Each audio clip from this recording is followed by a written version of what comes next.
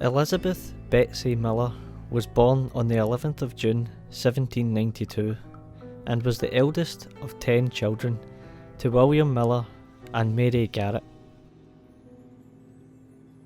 William was a merchant tailor in the town of Saltcoats and would later become a successful timber merchant and a sea captain.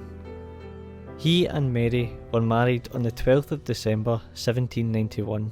Sadly, as was common at the time, some of their children wouldn't survive into adulthood. In 1833, already after several tragedies in the family, Betsy's brother John was drowned in an unfortunate accident. The Glasgow Herald reported, "We have this week the melancholy duty of recording a distressing accident which occurred on Tuesday last in the Firth of Clyde, by which no fewer than 4 men are supposed to have met an untimely death, and which has plunged several families into the deepest distress. On the afternoon of Tuesday last, Mr. John Miller, master of the brig Clytus of Saltcoats, the course of the devoted boat was traced by Mr. Affleck, the mate of the Clytus, from the masthead by the aid of his glass as far as Porton Cross, where the ship was overtaken by a tremendous squall, accompanied by so thick a fall of rain as to completely hide the boat from view, and when the shower had passed, no trace of either the boat or her unfortunate crew could be obtained."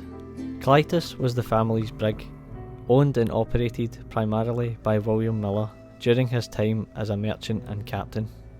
William would make a living and support the family by sailing and trading with other ports around Ayrshire and western Scotland, as well as the west coast of Ireland, dealing principally in timber, coal and limestone. Betsy grew up with a love of the sea, and as a little girl would spend many hours with her father learning the tricks of the sea trade. When she finished school, she was employed in the family business as an office assistant and helped with keeping records and accounts. As her father William reached old age, he would succumb to an abrupt and ultimately fatal illness. William would leave Clytus with no captain, and his wife and 3 daughters with over £800 in debt. Although the family considered selling Clytus to pay off these debts, they quickly realised this wouldn't be enough to cover the costs. Although her mother was initially hesitant, Betsy stepped forward and decided to take up the reins to captain Clytus and support the family. Although she didn't know it at the time, this decision would mark the beginning of a 20-year career for Betsy, who in taking this decision would become the first woman to be registered as a ship's captain in British maritime history. Betsy's hometown, Saltcoats, is a small seaside town in North Ayrshire on the west coast of Scotland. The name of the town comes from the old practice of boiling seawater to extract salt, and the name of the houses or cots that the people of the town lived in. The sea had always been at the heart of Saltcoats' economy, whether it be fishing, salt panning or shipping. In Betsy's lifetime during the late 18th century and early 19th century, the shipping trade in the area had the harbours at full capacity. The town prospered and the population steadily grew larger with each passing year. Betsy was still a young lady when she took up command on Clytus, and its 14-man crew was well aware that she was entering what still today is predominantly a male-dominated industry. However, rather than being the butt of jokes, Betsy very quickly earned the respect of her crewmen and gained a reputation as one of the most skilled captains to cross the Irish Sea. More often as not, she could be seen poking her head out of her cabin window. "How's she doing, lads?" was her common inquiry. In those days, it was the custom to place lighted candles on the windowsills of houses overlooking the sea. Its purpose was to help find the direction of the carrying wind and its strength. If the wind from the sea was strong enough to blow out the candle flame, the carry, as it was known, was obviously in the wrong direction for any sailing ship heading for the Irish coast, and most captains engaged in the coastal trade would retire until the weather calmed. But not Betsy. "I don't wait for the carry," she once boasted.